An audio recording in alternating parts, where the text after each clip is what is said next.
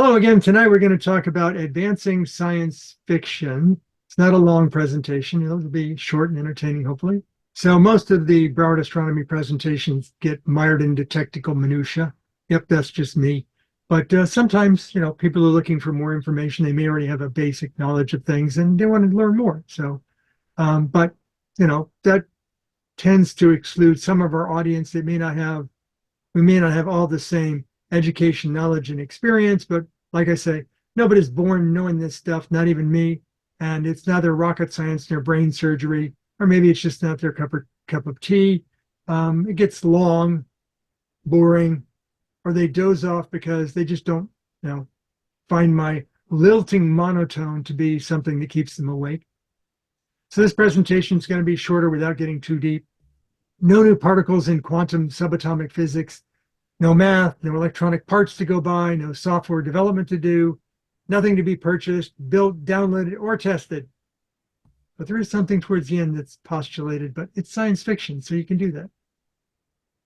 So science fiction has always been about going beyond, depicting technologies in use well before their time, decades before they're proven, ubiquitous, small, mobile, or low cost, or even if they're in high cost. They're large-sized devices, limited production, but science fiction will bring them in. Even before they might have been prototyped in limited quantities, even before they worked out any production bugs, they're in science fiction. So that's what science fiction does, is go, hey, what about this? Even before all the edges have been smoothed down. You can have it in a book, you can have it in a movie, you can have it in art. Science fiction is that. And sometimes, you find that you can have a science fiction program where you're drawing from a technology that doesn't exist. And when somebody who understands how difficult it really is points out how impossible it is, you'll just throw in, we added a Heisenberg uncertainty compensator and look, voila, transporters. So when they first came out with transporters, there was no thoughts of Heisenberg uncertainty compensators. But then when the people that watch all the Star Trek stuff said, that wouldn't work because of Heisenberg uncertainty. You wouldn't know where all the subatomic particles were to convert them to energy and then put them back together again, exactly where they were, because you'd never know. And so they added to the transporters the Heisenberg uncertainty compensator. And now you could have transporters in science fiction and people go, okay.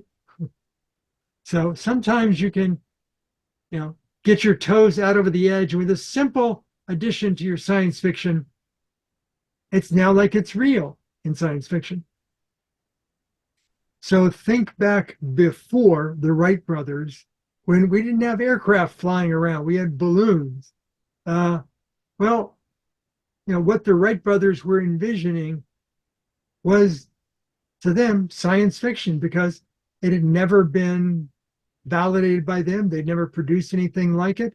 So all of aeronautical flight was like that, because they predated biplanes and jets and rockets and all that stuff. Now, on a parallel course, there was a guy who was looking into rockets, who started by playing with the solid fueled rockets, and then said, well, wouldn't they be more energetic and more controllable if they were liquid fueled and we could turn them off and on? And so NASA named basically one of their research bases after that guy. Remember him? Goddard, Robert Goddard. Yeah. So submarines. Jules Verne had the Nautilus. And then later on, we had a submarine called the Nautilus. Had to give it the name. But there have been even more advanced submarines since then. Irwin Allen had the Sea View, voyage to see what's at the bottom. And then later on, Spielberg had his own version of that called the Sea Quest. But that was a submarine that could travel underwater at supersonic speeds, which we don't do yet, not with submarines. But there's people going to the moon. Jules Verne had people going to the moon. Didn't understand that there's no atmosphere up there, but had people going to the moon. And in sci-fi movies over the decades, you've had, people journeying to the moon. long before people ever did that. People going to other planets in the solar system, people visiting Mars and Venus and places like that. And you had 2001: A Space Odyssey going to Jupiter, not really Jupiter, but a moon of Jupiter. And then you had people doing deep space exploration in sci-fi movies. You had Forbidden Planet, where they had to use they didn't call it a warp drive, they called it a faster than light drive. And they had to build a klystron to be able to communicate through subspace. And all that stuff is science fiction, but we know about the speed of light now, and we know some things that might be needed in order to breach it. But, there was ubiquitous mobile voice and data communications. Remember the Dick Tracy comic strip? He had on his wrist a device that originally he could do two-way radio with his friend Diet Smith. So that became too old when Star Trek came out. What are we going to do? They added TV to it, but they added color TV on the first go. No black and white. So even science fiction, when countered with other progressive science fiction, has to one-up it, add a little more. But very small and powerful computers. We went from giant, warehouse-sized mainframes to smaller and smaller and smaller, and mini computers, and then desktop computers, and then microcomputers, and laptop computers, and tablets, and now you have a computer on your wrist, and that's not small enough yet. That's not smart enough yet. There was a short-lived TV series called Time Tracks, where the hero had what looked like a credit card, and the credit card had a 3D holographic projector in it and voice command. So he would pull the credit card out of his pocket and he would say, Selma, and Selma would appear as a 3D hologram and interact with him.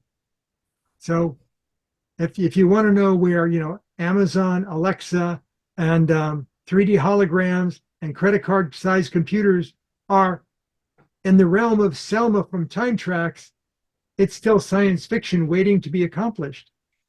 Nuclear power production.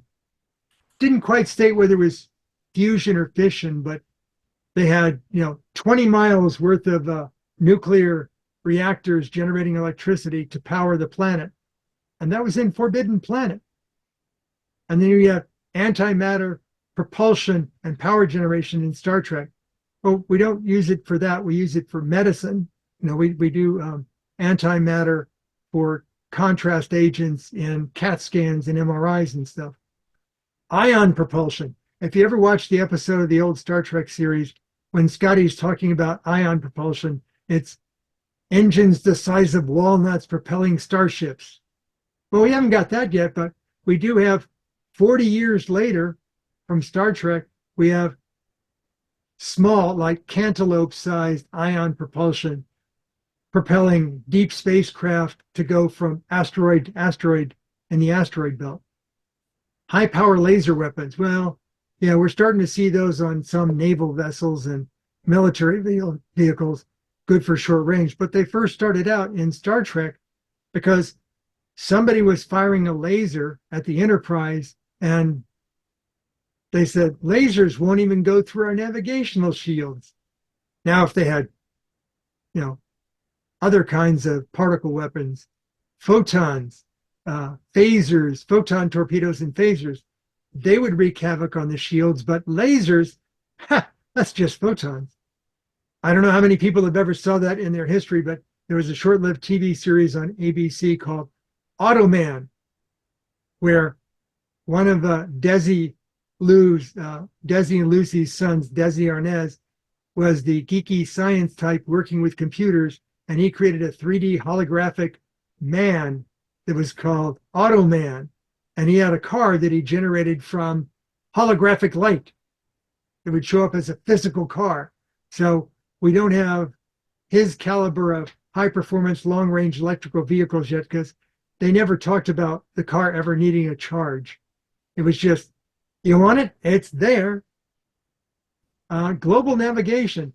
For people that grew up on Marvel Comics, there was a character called Cable, and he had a little thing on his wrist, and he could talk to the thing on his wrist, and it would tell him how to navigate so he could navigate not only in time, but anywhere on a planet.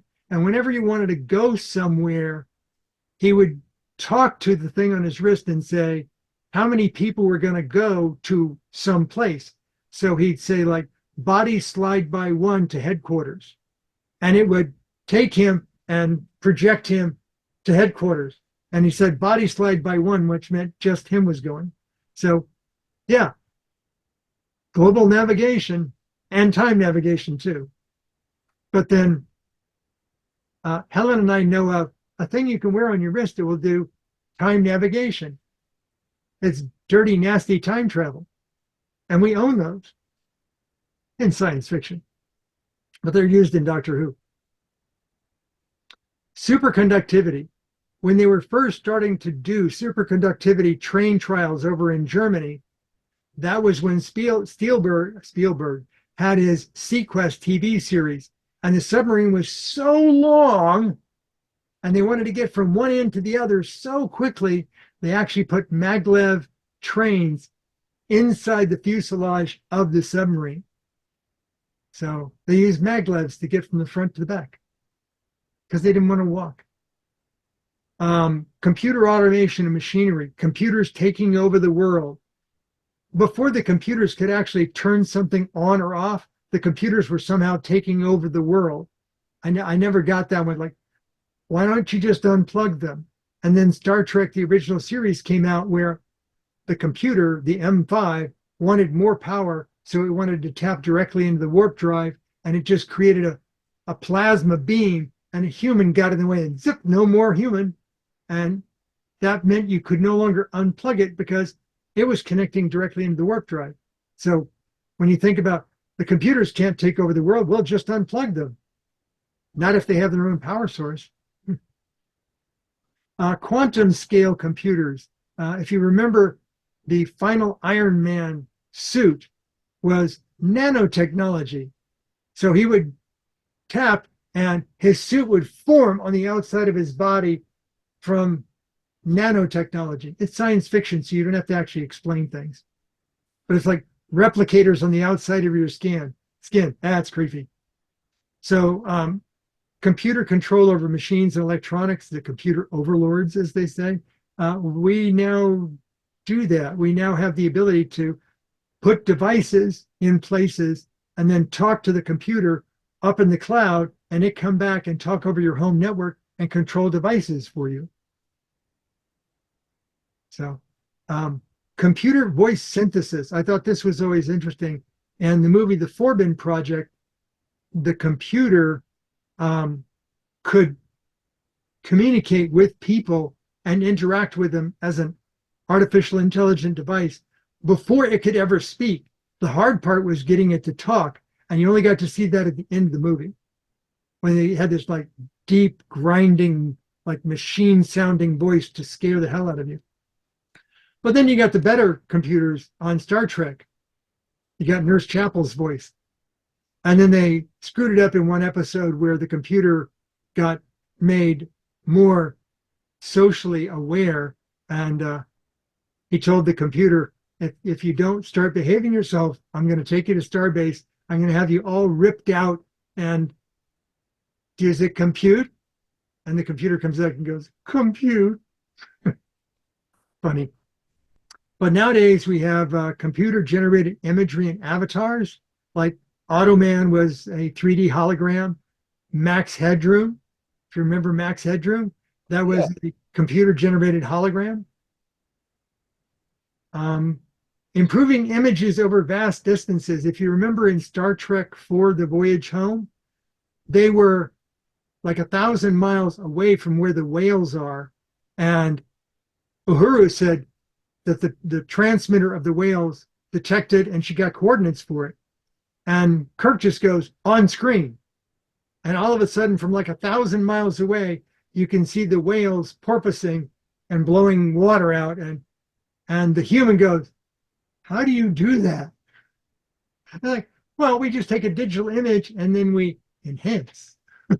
That's always good in crime dramas. You take a picture you can't detect any detail in, and you just go, enhance. And all of a sudden you can see like numbers on the license plates or a person's face. Like just And the enhancements is so fast, they don't know, like it yeah, takes just like hours hands. to Yeah. get, accumulated pixels to enhance the picture. Now, where did you first hear that in a sci-fi movie? Like the magical enhance. And now I only hear that on CSI. I don't remember Ah, other movies. Blade Runner. Blade Runner. When he's looking over the picture and he's telling the computer to zoom up on certain coordinates of the picture, when he gets to the area he wants, he just goes enhance. And the picture comes up nice and clear. Whenever you see something in a sci-fi movie, don't think it's the first time it's ever occurred. It's just the first time you might have seen it. Go back a ways. And like I mentioned earlier, artificial intelligence, thinking machines, Selma from Time Tracks. But robots, we have going all the way back to Fritz Lang in Metropolis, a female robot. Forbidden Planet, Robbie the Robot. And my favorite, though, was in the movie Questor tapes, when they had a human being acting like a robot. And guess who was the person who wrote Questor tapes? Gene Roddenberry. Guess what appeared in Star Trek The Next Generation? An android human. Data. Not the first time. I think I watched the Questor. It's the one on a cave that they had to go. Ultimately, he is a precursor, and there's a long row of them in a cave that they were put on Earth as the minders of the human species to make sure we don't go wackadoo and end ourselves. So you could see that the current one was human looking, the previous one was human looking, and they got more and more ape like as you went back farther and farther on the tables in the cave. It's a fun movie to watch, just to look at the parallels and realize that Gene Roddenberry was thinking about a human looking android that far before Star Trek The Next Generation. But the first one it was Metropolis. And by the way, it's a really good movie. It's a classic that even with the age is still good to watch. Well, remember, originally it had no voice in it. It was just a black and white flipper. And then they added music to it, but the music was done by like the old style piano in the theater playing music. And they've replaced it with better music nowadays, and they've digitally enhanced the movie. So if you get a chance to, it's not that long. If you get a chance to look at Metropolis, you can see how things can go wrong. But it was done with goodness in heart. I think of it as like the what is it, Das Machina, the movie that they came out with a couple of years ago, where a guy was invited to live in a technologist's home with him, and they met a woman that was there. Turns out the woman was an android. Turns out the other woman that was working there was also an android, and the guy could not tell until later on when he found out that that's a robot, isn't it? Of course it is. And she wanted to leave and go experience the real world, and they wouldn't let her because she would frighten people. And so she killed them all off and went out in the world, and nobody knew. So, ex machina. So some future technologies might remain in the future for some time to come, like fusion electrical power, large scale power production. And if they get that, then okay, smaller. How do I do a nuclear fusion reactor for my home or my industrial building? And then mobile. How do I power my car by fusion so I buy my car and never ever have to charge it or give it fuel? If you remember from Back to the Future at the end of the first movie, when he was coming back from the future to take the kids to the future, he had to refuel the car, the DeLorean, and on top of the DeLorean, there was this white plastic thing that said Mr. Fusion on the side of it. And he was feeding it like beer and banana peels and an aluminum can, and all of that went into Mr. Fusion to power the DeLorean. And we still have the somewhat as fast as, or faster than light travel, depending upon which instance of Star Trek you watch. Is it warp 1, warp 5, warp 9999999? Because if you ever got to 10, that would be the speed of light. Yet in an episode with the original series, Kirk goes, warp factor 12. Like, and it just happens. Like, oh, didn't that break something? Just ignore the man behind the curtain. But you have defensive electromagnetic shields, and we're starting to actually have some DARPA prototype work of what that would look like. And yeah, they do consume a lot of power. Tractor beams. Yes, there is actually a DARPA project that demonstrates a tractor beam. If you remember the optical tweezers that can push things, they now have a demonstration of an optical tweezer that can take small particles and pull them towards the emitter. That's science fiction. Invisibility cloaking. You have Star Trek, the Romulans had cloaks. The helicarrier in Marvel, it could cloak. Stargate Universe, the puddle jumpers, they could cloak. So invisibility cloaking is the thing. Today, all we can cloak is specific wavelengths, like it's invisible on radar. And somebody said, we have invisible planes now. No, we have planes that you can't see easily on radar. You can still see them in the sky and hear them in the sky. But when somebody says something's invisible, people take their word at it. Like, I saw invisible in sci-fi. So when you say our B-2 bomber is invisible, I can't see it, right? No, you can see it. Programmable whole body genetic manipulation. You don't go into the fancy machine and out pops Captain America. We don't have the science and the math to do that yet. Shape-shifting living beings like Odo on Deep Space Nine, or the Skrulls from Marvel's Secret Invasion. Just take on any shape. And oh, by the way, just to make it convenient, also take on the shape of the clothing and the hair, and if they're wearing glasses. And okay, it's movie magic. If you remember the last season of Star Trek Discovery, they had programmable matter synthesis from energy. So the nacelles, the pods that propelled the ship, they were programmable matter, and they could change, and they weren't physically attached to the ship because they're just like hanging out there. So we don't have programmable matter yet. We don't have transporters or holodecks. We can't make light solid. The hand passes through it. We don't have wormholes, but Stargate had them. Stargate Atlantis had them. Stargate Universe had them. We don't have dimensional travel. We don't have sliders. We don't have Dune. We don't have multi-dimensional stuff like in Marvel. So there's a lot of these things that the fledgling stuff may be worked on in military secret labs and such, or maybe worked in universities that have a lot of money to spend, but they're not ready for even like demonstration or development yet. They're working out the physics and the math first to see if it's even possible. And then they'll get to like engineering models and prototypes, and then you'll start to see things. Kind of like the electric vertical takeoff and landing things are. They're coming out of everywhere. Look closely, a lot of it is CGI.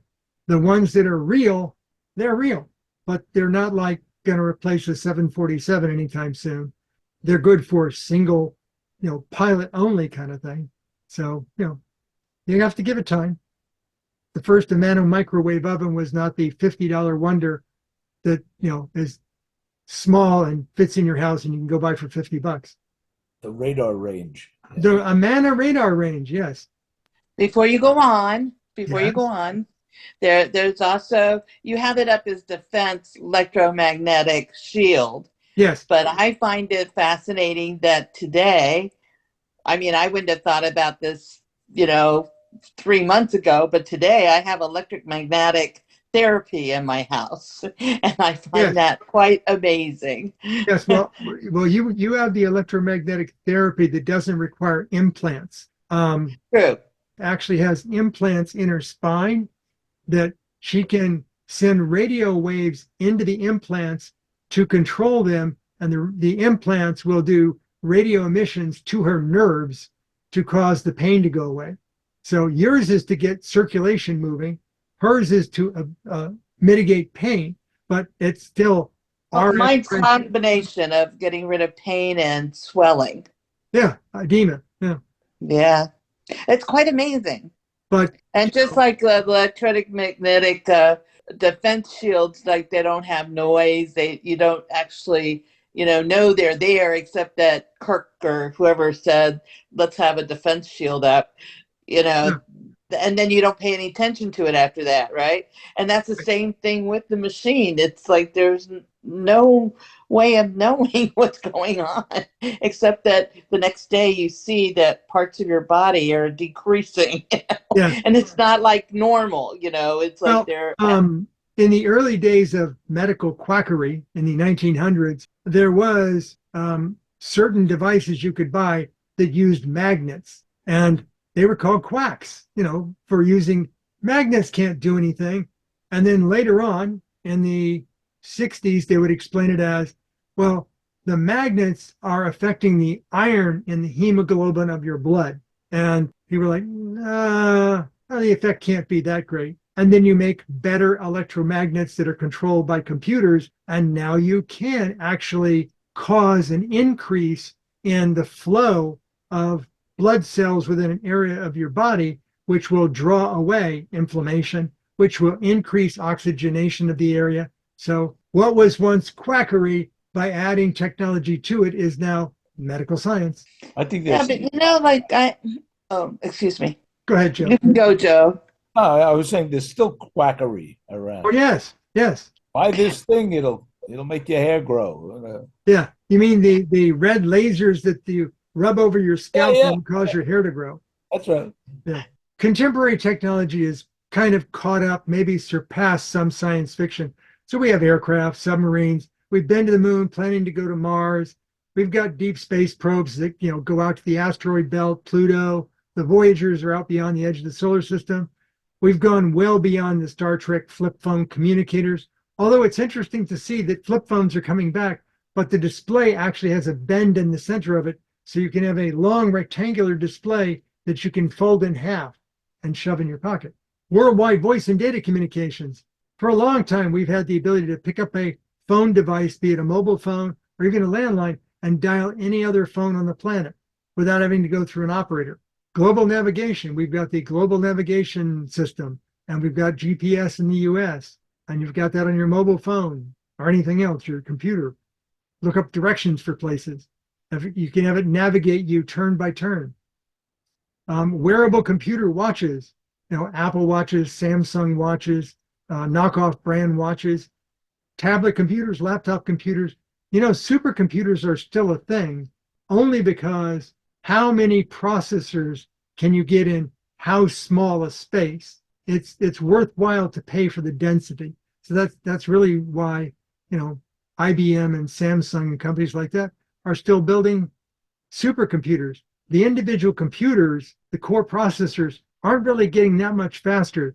They top out in the 4 to 5 gigahertz range, but 5+ gigahertz is getting like way up there because the individual transistor features are now getting so small, they're down sub-teens of nanometers, which means those pesky electrons are doing quantum tunneling and not behaving like they should based upon transistor principles. So we're not going to hit an edge where we can no longer make things smaller so much as we're going to hit an edge where quantum tunneling of the electrons makes the transistors unreliable. So you can't make them that small. But now what we do is instead of making the transistors flat or putting the transistors up on their edge and doing this, we're actually putting transistors on top of transistors, like they're skyscrapers inside the chips. And that's how you get to 1 billion transistors on a die that's like, card sized. But for those people that aren't aware of it, we actually have biobeds now.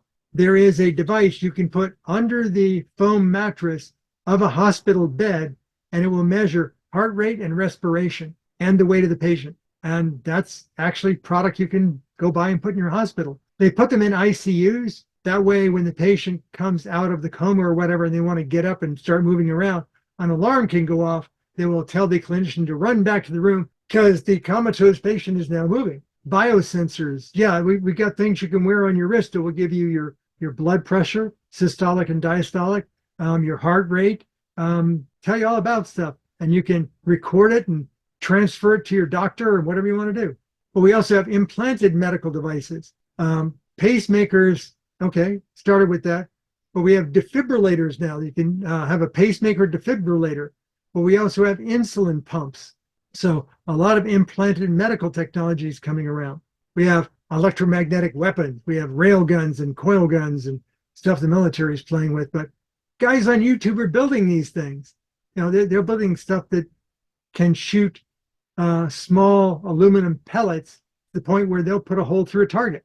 Homebrew stuff. Then we've got laser weapons. Yep, Navy's got those on ships. Army's got those on vehicles. But also hydrogen masers. This is where you have hydrogen that's super cooled and you put a microwave field into the cavity and it causes the hydrogen to excite at a particular frequency of hydrogen, and you can use that for timekeeping. Very expensive, but very accurate. And then we have RTGs. It's not fusion, but we have small scale nuclear power generation that is powered by the heat of decay of plutonium. And then we have that heat generate electricity from thermocouples. And that's how you have the Voyagers out at the edge of the solar system after 50 years. Is there's no batteries, there's no solar power. It's actively getting new power all the time. But for the first 40 years, it was going great. Imagine if you could have that in an automobile. What would be the mileage of your automobile before you'd sell it? You'd get bored with the car. You'd want something new. Your car would be working fine. There's no engine. It's all electric motors. Goes fast enough. No oil to change. What are you going to do? Put tires and brakes on it, and that's it. And if they did electromagnetic braking, you wouldn't even have to put the brakes on it. Just tires. I don't know if you know it or not, but they're working on tires that don't have any air in them.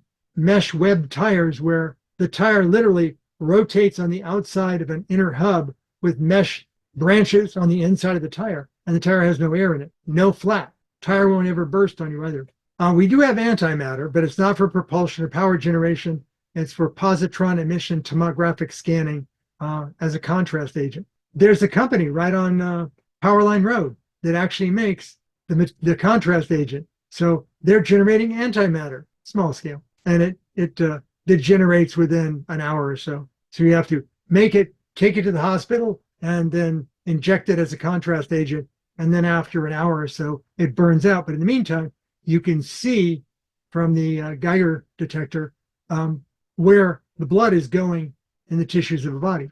Like I said, we have ion propulsion, and we use it in long duration space vehicles. We have passenger trains using superconductivity in China, Japan, and Germany. We have computer automation of machinery and devices, computer numerical drills and routers and stuff. We have 3D printing, uses the Gerbil programming language. We have voice synthesis and voice response, Amazon, Alexa, Apple, Siri, and Google. We have computer-generated imagery and avatars. As I showed you last week, you can just turn on an avatar in Zoom, and your face will go away, and you'll see a dog or a cat or a bunny rabbit or whatever you want. We can improve images, even ones over long distance, using digital post-processing. We have generative artificial intelligence. I want a painting of a rabbit in the style of Salvador Dali. Quantum computer technology. Yeah, they're working at that scale, having uncertainty as an aspect of the computing. And you've got companies spending billions on this stuff. IBM, Google, Microsoft, they all want to get that quantum edge. They all think it's going to be the next IBM 360. And my personal belief is it's going to last for a while, and then the existing technology is just going to overtake it. And you have task learning Android robots. As I showed you, you've got the Tesla bot and the Figure robots learning how to do things. But you've got the Boston Dynamics robots having to be programmed to do things. If we've caught up with all this stuff, time is well overdue for us to go out beyond the edge again, get some new sci-fi, have some stuff we haven't come up with yet. Because, watching these so-called technical shows and technical sci-fi, they're not showing us anything we couldn't do today. Show us something we can't do today. Time's well overdue for some new science fiction technology. My favorite, photonic propulsion. It took 40 years before we got the hang of ion propulsion. Start thinking about photonic propulsion. This is not where you spit photons out the back and you use Newton's third law as, equal and opposite. This is where you spit photons out the front into a reflector, and the reflector is attached to the emitter, and it pulls the craft along. Just because some guys in the 1800s, 1900s, mid-1900s, and then won a Nobel Prize for it, just because they proved it's possible, Doesn't mean it's real, does it? I think so. But with photonic propulsion, you have no fuel. You have no combustible fuel. You have no solid rockets, no liquid rockets, no fossil fuels of any kind. So you have no tanks, no plumbing. You don't have to dispose of heavy rocket stages to go faster. And it's produced solely by electric power. And how you get the electrical power is not really relevant. And this is not light sails. Light sails are a non-starter once you understand. You might think of a sailing boat, and those work really well. But in space, you have no keel. You have no resistive force like water to allow you to tack. Turning around or taking a different direction in space is not something you can do with a light sail. Once you get moving up to that good speed, how do you slow down? You need lasers at the destination to push in the opposite direction to slow you down, and they won't be there because you've never been where you're going. Once you get there, even if you could find a way to go into orbit and now you want to come back, there's no lasers on the planet you went to start pushing you back towards us. Light sails are kind of a non-starter. They're a one-way trip. Today, if we want to generate photons of a certain bandwidth, we create specific emitters for that. You can buy an LED that will produce white within a certain range from infrared to borderline UV. It's white, produces all the colors in the middle. Actually, it doesn't. Produces a lot of the colors in the middle, but there's usually line gaps in there because the chemistry just won't allow you to generate a continuous bandwidth of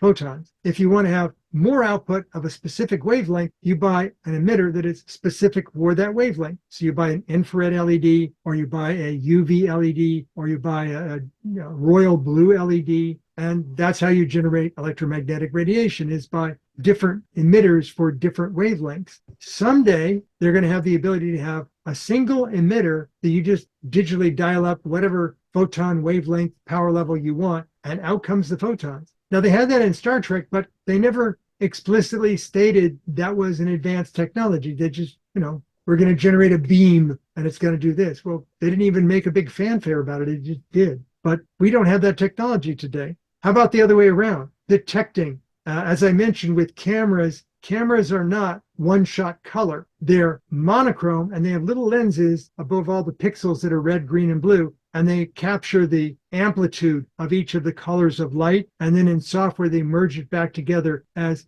Bayer matrix post-processing. So we don't have a single pixel that can pick up a very broad range of photons. It's narrowed by the chemistry. But in a few weeks, we'll talk about something I'm considering as a means of capturing photons of a very broad range of wavelengths with a single type of pixel, single chemistry. And then we have power generation. If you remember in Star Trek Atlantis, they had the 0-point modules, the thing that looked like a pineapple and glowed yellow, and you could stick it into things, and all of a sudden you have like gigawatts of power. We don't have that yet. But unlimited power generation with no recharging ever.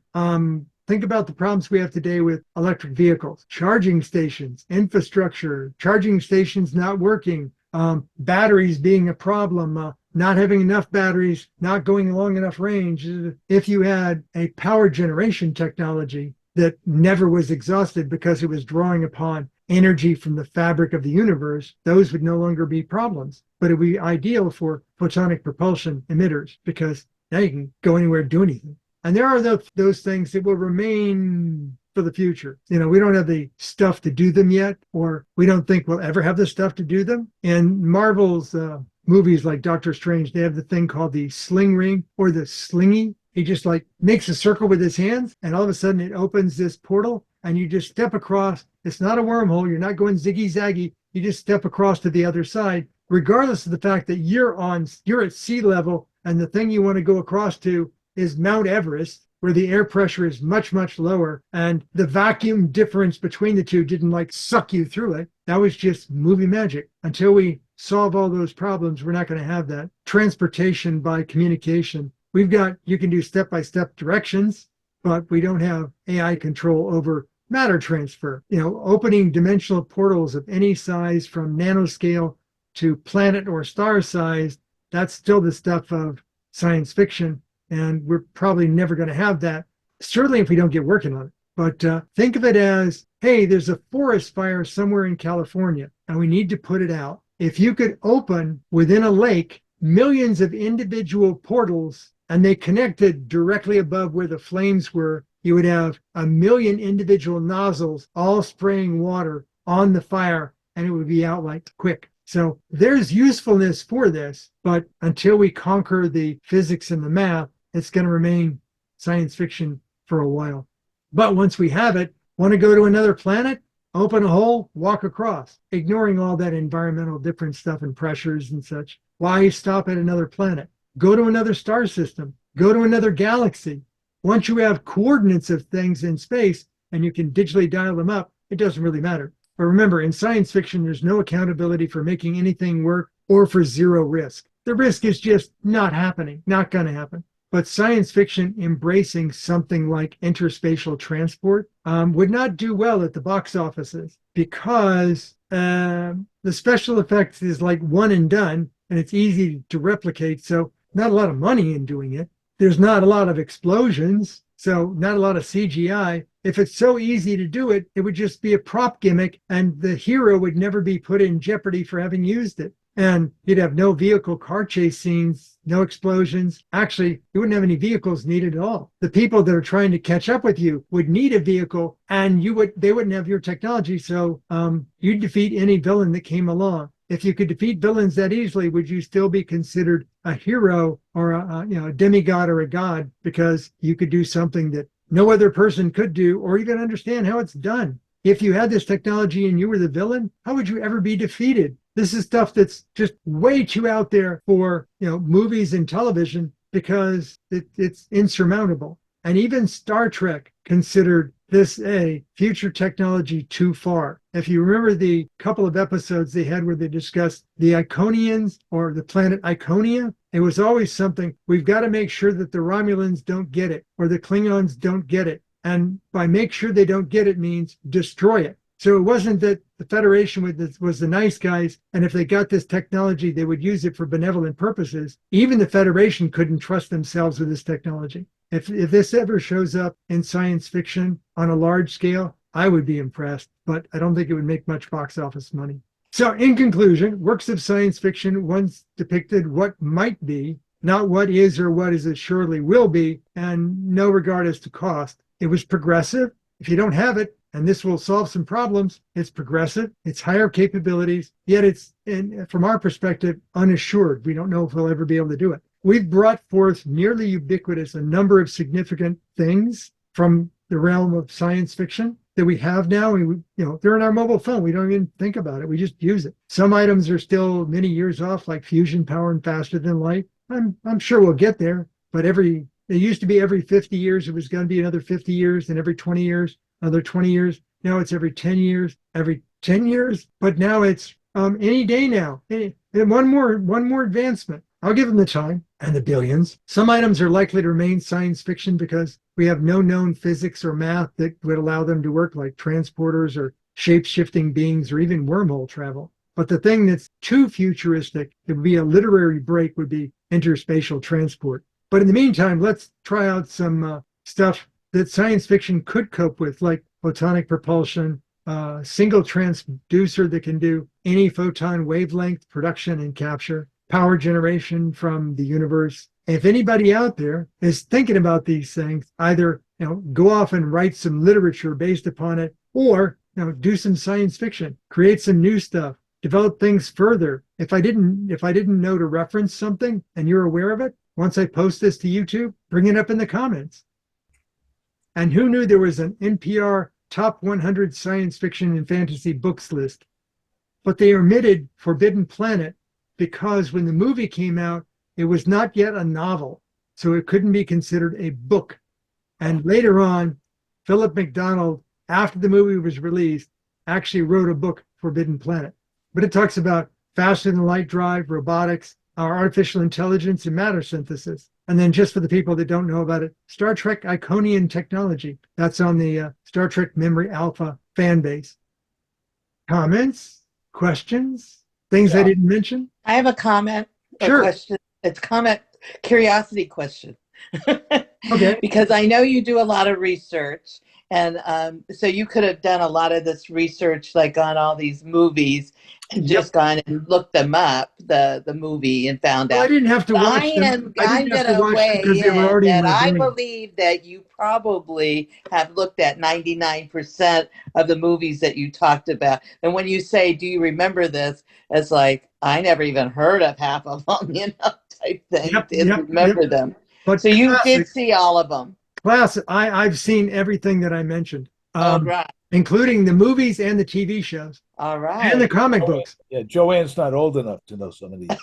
That's true. But I don't know if Monroe is old enough either. I think I'm old enough. But you just saw them that they were like I oldie did, goodies. I did not see Metropolis when it first came out. I will say that because that was out in the 1920s. So I didn't see it then. But that is a good movie. Yeah, it is. I like It's the one quite where amazing. I like the one where they digitally remastered it and then added good soundtrack to it. Oh, I don't know which one I saw. But But whatever which I saw, I liked. it's another moral story kind of thing. Another good one if The you transformation of the female into a robot, it is so well done. It's like probably the first CGI ever. Well, it wasn't CGI. It was actually something called gel frames, and they partially developed the image in stages between the machine and her, and then they kept filming video on top of video, merging more and more cells until they got the morphing done. Nowadays, It's really good. Nowadays, that's just a feature in CGI. I've got this object, morph this to that. Morph it. How many frames do you want to morph it into? I mean, I had that back in the 1980s under Lightwave because I've experienced with Lightwave 3D back then. And yeah, morphing was new technology back then. But I do highly recommend some of those movies. Like if you haven't seen Forbidden Planet, definitely see it. If you haven't Especially seeing Leslie Nielsen playing Yeah, Stray. It is like weird. it was Disney Animation that helped that movie. So the Forbin project, yep, definitely see that. That's Forbin. good. Like computers taking over the world kind of stuff. Helen and I remember we used to have B movie video sessions at Fox Observatory when the weather was bad, and we would purposefully go find movies that were just The worst. It the was worst of the worst science fiction. And But you still enjoy them. one of the ones that we thought was entertaining, not that great, but it was entertaining, was Plan 9 from Outer Space. Oh, that was great. It was the cheapest special effects you could get, and the storyline was not that great. But The But it's like if you watch it by yourself, it doesn't work. You need to Yeah. watch with the Yeah. crowd that History Science knows a Theater little bit about 3000. physics and astronomy, and that is the best fun ever because you can get like being picky about all the physics, all the storylines and everything, and it is super fun. The other thing is that we are synthesizing animal flesh using bacteria genetic manipulation. So we already do insulin like that. Yep. We don't have to kill pigs to get the insulin anymore. We don't have to do many things because now we can produce that via genetic engineering. So this has progressed for something that maybe 10-20 years ago it was movies, and now it's like everybody's that uses insulin is using an insulin that is genetically manipulated bacteria that is producing. I have the technology in my own house, computer, Earl Grey, hot. Unable to comply. Replicators are offline. You need to get your replicators working. They're offline. But you spoke, and the recognition word came in first. And while it was listening to you and saying, I need to contact Mother One, I've got a request, it was recording that digitally, and then it sent that up to the cloud. When your voice paused, the cloud received it, analyzed it for the voice patterns, recognized the words out of it, came up with AI, what you want to do based upon the items that are in your account, and then came back with a conclusion that I can't do that. Oh, it's a Star Trek joke. And then came back with a canned response. That quick. Yes, it took seconds. It's amazing. It took longer for the request. And it's not even AI yet. No, it is. It is. It's just not general AI. It's machine learning. Yeah, it's a program machine It took learning. longer for the digitized voice to get to the server and then the response to get back from the server than it took to analyze what you requested and come up with the conclusion. So, yeah, ain't it amazing? Yes, we are living in interesting times. Oh, another movie you should take a look at is The Shape of Things to Come. It was originally a Jules Verne. It shows the progression of a society into more and more advanced technology and how a certain group within the society find progressive advancement to be unacceptable, and they basically want to act like Luddites and tear it all down. And in the end, the progression wins. And the next step was sending people to the moon. It was black and white, almost like the same style as the Yes, it was as black the and white and poor quality music. It was digitally remastered, colorized, and they put in a better soundtrack. And No, I think I saw black and white, and it was almost in the style of Metropolis, like kind well, I of mean, back same then, yeah, that's what we stylish did. architecture. Okay, who was What was the first year it was made? What was the first year it was made in? 43? It was 43. Thank you. Yeah.